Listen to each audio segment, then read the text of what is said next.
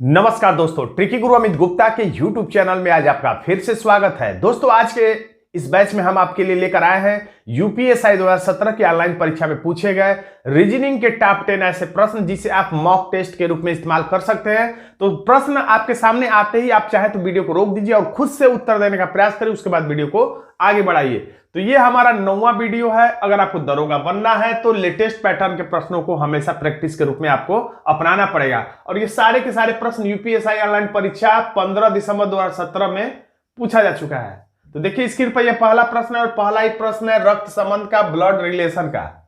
तो जैसा कहा जा रहा वैसा हम चित्र बना देते हैं। रोहित श्याम का पति है, रोहित श्यामा का पति है। तो रोहित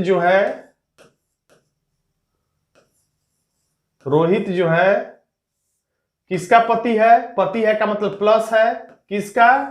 तो श्यामा का। पति पत्नी वाला संबंध हम लोग ऐसे ही वृत्त द्वारा, अर्धवृत्त द्वारा दर्शाते हैं। और ये माइनस है यानी ये पत्नी है, ये पति है। और भाई बहन होता तो हम लोग सीधा दर्शाते हैं। कला और माला बहने हैं। तो कला और माला शब्द में से कोई भी पहले से मौजूद नहीं, इससे जुड़ नहीं पाएगा, इसलिए हम इस लाइन को लास्ट में लेंगे। अब कला श्यामा की बहन है। कला जो है क्या है?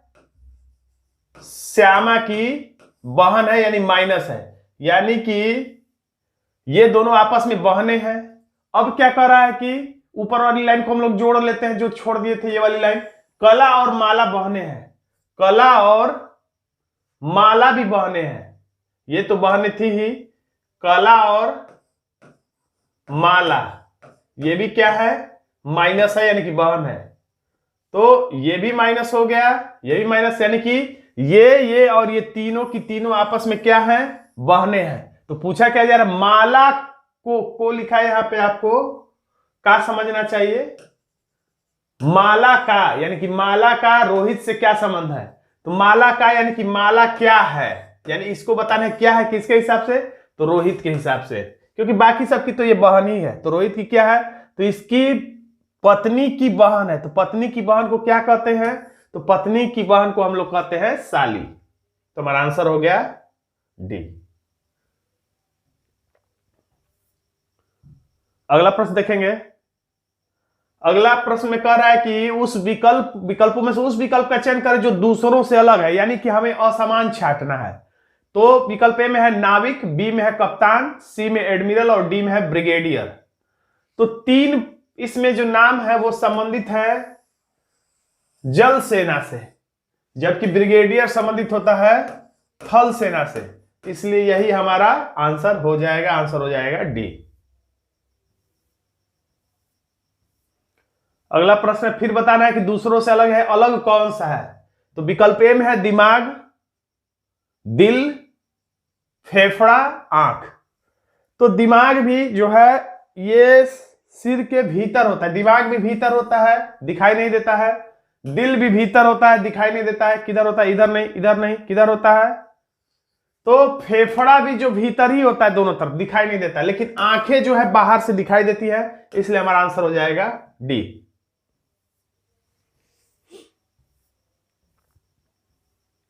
अब ये वेन आरेख का प्रश्न हमें बताना है कि कौन सा वेन आरेख जो है फर्नीचर, प्लास्टिक और लकड़ी के लिए सही होगा। तो सभी विकल्पों को देख लीजिए, वीडियो को रोक दीजिए और खुद से उत्तर बताने का प्रयास करिए। मैं थोड़ा सा समय देता हूं, लेकिन उतना मैं ज्यादा समय नहीं दे सकता, 2 सेकेंड ही मैं समय दे पाता हूं। आप वीडियो को रोक के ही उत्तर देंगे तो ज्यादा अच्छी बात है। तो इसमें आपका आंसर होगा बी। और बीच में क्या होगा? तो बीच में होगा फर्नीचर, यानी कि फर्नीचर का कुछ हिस्सा लकड़ी है और फर्नीचर का कुछ हिस्सा प्लास्टिक है। यानी कुछ फर्नीचर प्लास्टिक से बनता है, कुछ फर्नीचर लकड़ी से बनता है। और ये जो खाली बचा हुआ है तो कुछ फर्नीचर ऐसा भी होता है जो लोहे का बनता है और भी अन्य धातुओं का बनता होगा फर्नीचर, तो उसके लिए यहाँ पे खाली जगह बचा हुआ है। अब इधर से पढ़े तो फर्नीचर, लकड़ी का कुछ ही भाग फर्नीचर बनता है, लकड़ी के कुछ भाग से कुछ और भी वस्तुएं बनती है। उसी तरह से प्लास्टिक के कुछ भाग से ही फर्नीचर बनता है और कुछ भाग से प्लास्टिक से अनेकों चीजें बनती हैं। तो बी वाला एकदम सही है, आंसर हो गया बी। तो देखिए अगला प्रश्न जो ये है श्रृंखला परीक्षण का। तो इस प्रश्न को हम लोग सॉल्व करते हैं, बहुत आसान प्रश्न है। देखिए ई के बाद एफ तुरंत आ गया यानी +1, लेकिन जो ये कामा है, कामा कूदने के बाद कितने का अंतर है? तो एफ के बाद GH यानी कि +2 है। फिर आपस में कितने का अंतर है, एच के बाद तुरंत आई आ गया यानी कि +1, लेकिन कामा कूदने के बाद कितना अंतर है, तो आई के बाद जे के यानी कि 2 का अंतर, फिर के बाद एल तुरंत आ गया, तो एल के बाद कितना अंतर है, तो +2, एन के बाद एल के बाद एम एन, अब एन के बाद वो तुरंत आ गया है, तो अब कामा फिर कूदना है तो कितना होगा, +2 यानी कि वो है तो पी क्यू, अब तुरंत आपस में कितना का अंतर है, तो तुरंत +1 का यानी कि क्यू है तो आर, यानी कि क्यू आर किस विकल्प में है, तो विकल्प बी में है। और एक और तरीके से हम लोग उत्तर तक पहुंच सकते हैं, जिसको जिस तरीके से समझ में आ जाए। ई है तो यहां पर पहले से पहला का अंतर, ई है तो एफ जी एच यानी +3 कह सकते हैं, एच है तो आई जे के +3, के है तो एल एम एन +3, एन है तो अब कितना आएगा, ओ पी क्यू यानी कि क्यू पहला अक्षर होगा, तो क्यू पहला अक्षर किसमें है, तो केवल विकल्प बी में है, आगे ढूंढने की जरूरत नहीं, हमारा आंसर हो जाएगा इस तरह से भी बी। अगला प्रश्न देखिए, अगला प्रश्न है कथन और तर्क का। हमें बताना है कि कौन सा कथन के आधार पर, दिए गए कथन के आधार पे कौन सा तर्क प्रबल है और कौन सा तर्क कमजोर है, हमें ये बताना है। तो कथन में कहा जा रहा है कि जनगणना प्रक्रिया का अंतराल कम करके 5 साल में एक बार कर दिया जाना चाहिए। आप जानते होंगे कि जनगणना प्रत्येक 10 वर्ष के पश्चात होती है, तो यहां पर यही कहने का सेंस है कि जो जनगणना की प्रक्रिया का अंतराल जो 10 वर्ष है उसे कम करके 5 साल में एक बार कर दिया जाना चाहिए। 10 साल में नहीं बल्कि 5 ही साल में जनगणना होनी चाहिए, ये कहना चाह रहा है ये। तो इसके लिए अब तर्क पूछा जा रहा है, यानी कि आप तर्क क्या देते हैं कि हाँ ऐसा किया जाना चाहिए या नहीं किया जाना चाहिए, और किया या नहीं किया जाना चाहिए तो आपका तर्क क्या है। तो पहला बोला कि हाँ, यानी कि ये कहना चाह रहा है कि 5 साल पे कर देना चाहिए, 10 साल वाला समाप्त कर देना चाहिए। क्या तर्क दे रहा है कि 5 साल पे कर देने से क्या लाभ होगा, तो यह व्यापारियों और सरकार के नीतिज्ञों को नवीनीकृत तथ्य देगा, यानी जो देश के लिए नीति का निर्धारण करते हैं उस सरकार की नीतियों को और व्यापारियों को भी जो तथ्य देगा कि जनगणना के हिसाब से कहां की जनसंख्या बढ़ गई, क्या हुआ, कैसे हुआ, वो सब सारे जो तथ्य होंगे वो व्यापारियों को अपने सिस्टम को नए तरीके से लागू करने में मदद करेंगे। वो व्यापारी अपना लक्ष्य निर्धारित कर पाएंगे और सरकार भी समझ पाएगी कि हमारी जनता किस गति से बढ़ रही है या उन्हें कौन सी योजना का लाभ किस तरीके से दिया जा सकता है। यानी उनको 10 साल के बदले में 5 साल में ही अपने कुछ नवीनीकृत लेटेस्ट तथ्य मिल जाएंगे, जिसके कारण वो अपने नीतियों को थोड़ा सा बदलाव करके अच्छे ढंग से ला पाएंगे, ये कहना चाह रहा है कथन। तो बिल्कुल सही लग रहा है। अब दूसरा कारण नहीं, यानी कि 5 साल पर नहीं बल्कि 10 ही साल वाला सही है। तो क्या एक तर्क दे रहा है कि लागत और व्यावहारिक कठिनाइयों के परिणाम स्वरूप या परिणाम में प्रशासन पर दबाव बढ़ेगा, यानी कि जो 10 साल में होता है वो काम 5 साल में होने लगेगा तो सरकार पे अतिरिक्त काम का बोझ बढ़ेगा, ये कहना चाह रहे थे। ये भी बात सही है। जैसे 5 साल पे चुनाव होता है लोकसभा विधानसभा का, अगर कोई कह दे कि 1 साल पे हो तो एक तरह से सही भी है और एक तरह से समय की बर्बादी और पैसे की बर्बादी भी है। तो दोनों ही बातें, कुछ फायदा है तो कुछ नुकसान भी है, तो दोनों ही बातें अपने अपने जगह पे सही है। तो हम कह सकते हैं कि 1 और 2 दोनों ही तर्क यहां पर मजबूत है। अगला प्रश्न है कोडिंग डिकोडिंग से, INDIA को ये लिखा जाए तो क्या किया है, आई के बदले में यहां पर क्या किया गया है, आई के बाद आई में कितना जोड़ने पर लाएगा, तो आई के बाद आई को छोड़ के JKL यानी कि +3 किया गया है। अब N में Q जोड़ा जाता है, N के बाद OPQ यानी यहां पर भी +3 है। D में D है तो EFG यहां भी +3 है। I में JKL यहां भी 3 है। A में BCD यहां भी 3 है, यानी कि टोटल +3 करने से आ रहा है। तो अब आंसर भी हमारा +3 ही करने से आएगा। तो K में हम 3 जोड़ेंगे तो K को छोड़ के LMN, तो N पहले खाली स्थान पे होना चाहिए, बस इसमें नहीं बाकी सब में है। तो N ही नहीं बल्कि RU, NRU इसमें भी, NRU U इसमें नहीं है, यानी NR तक तो कॉमन है, NR सब में है। तो अब हम डायरेक्ट अब तीसरा अक्षर ढूंढते हैं। तो तीसरा अक्षर यानी R में 3 जोड़ेंगे तो STU होना चाहिए, यानी ये भी हमारा आंसर नहीं होगा इसकी तरह। अब U के बाद H ढूंढने से फायदा नहीं क्योंकि दोनों में ही है, तो हम अंतिम अक्षर डायरेक्ट ढूंढते हैं। तो A में 3 जोड़ेंगे तो BCD यानी हमारा आंसर हो गया D वाला, यानी कि A आंसर हमारा हो जाएगा।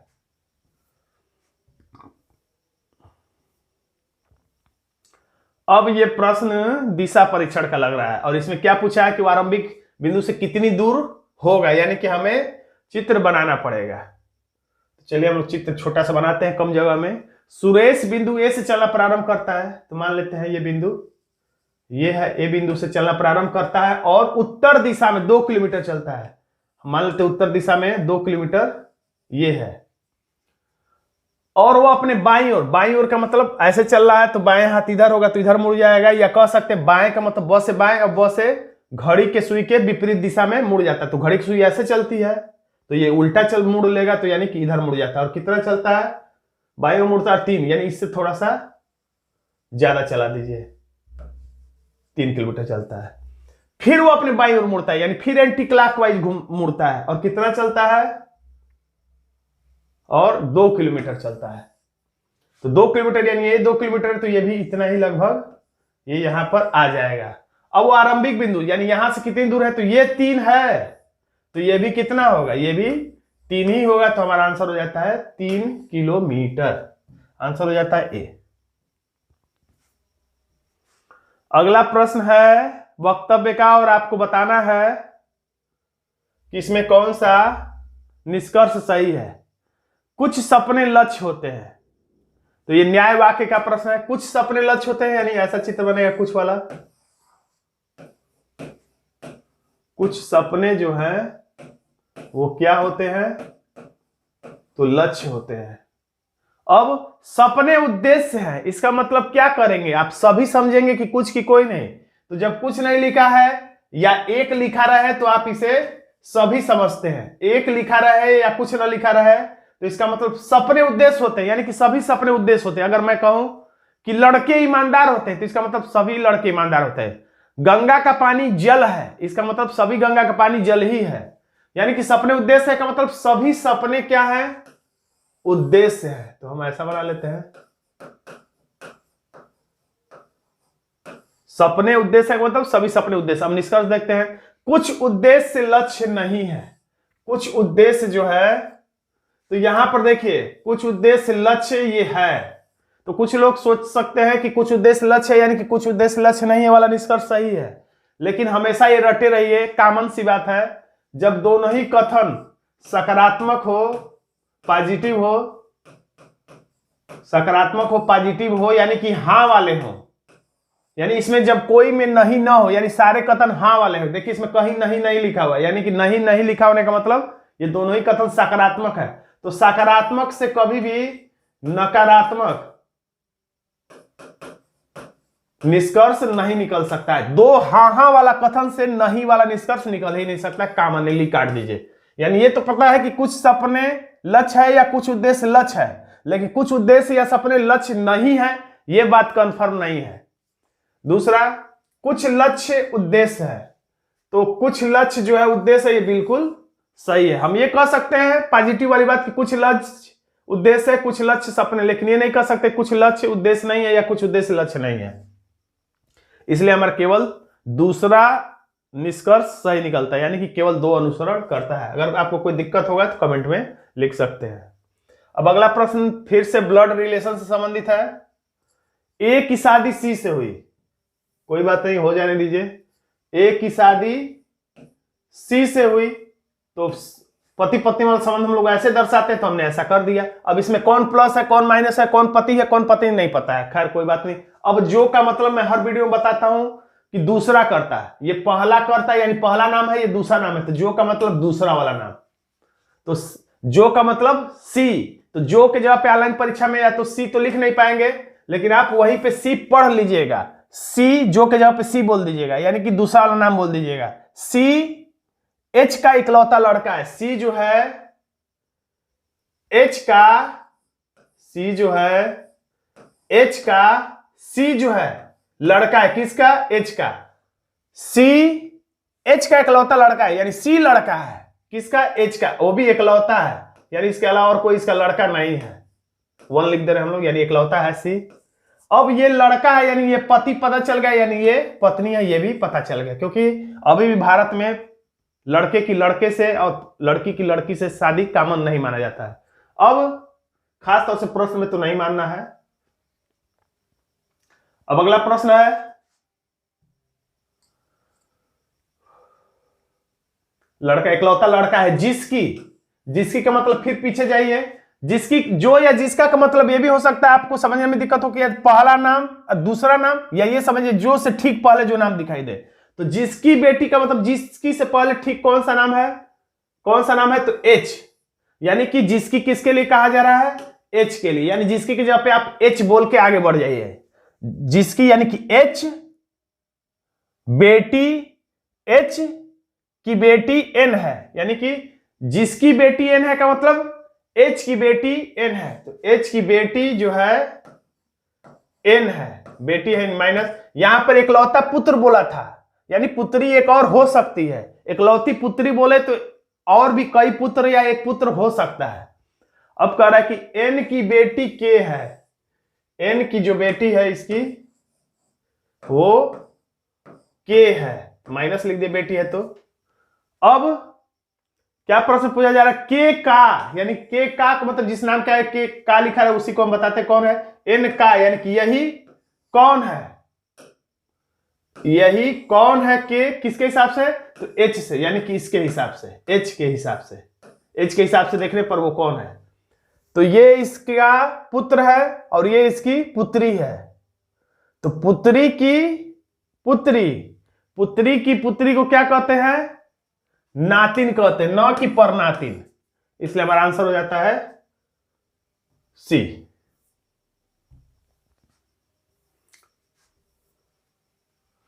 तो दोस्तों आज का छोटा सा वीडियो आपको कैसा लगा कमेंट बॉक्स में जरूर लिखिएगा। वीडियो अच्छा लगा तो वीडियो को लाइक कर दीजिएगा, इसे अपने दोस्तों में शेयर कर दीजिएगा, और अभी तक आपने हमारे चैनल को सब्सक्राइब नहीं किया तो सब्सक्राइब जरूर कर लीजिएगा, क्योंकि यूपीएससी से संबंधित ऐसे ट्रिकी वीडियो में समय समय पर लाता रहूंगा।